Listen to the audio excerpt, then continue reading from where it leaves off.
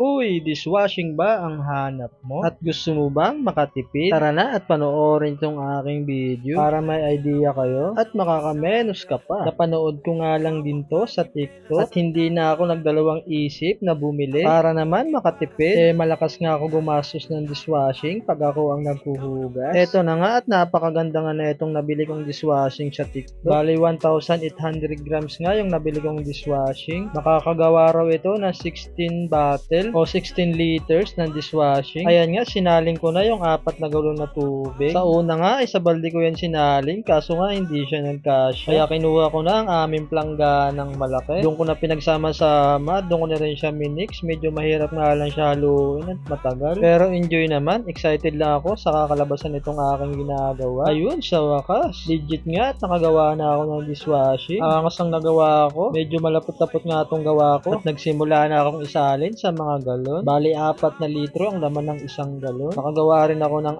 4. Kaya sumakto siya ng 16 liters. Sa mga nagtatanong kung magkano yung nabili kong dishwashing, bali 180 pesos lang naman. Makakatipid ka pa. At pwede mo rin itong gawing negosyo. Kaya try nyo to mga bossing.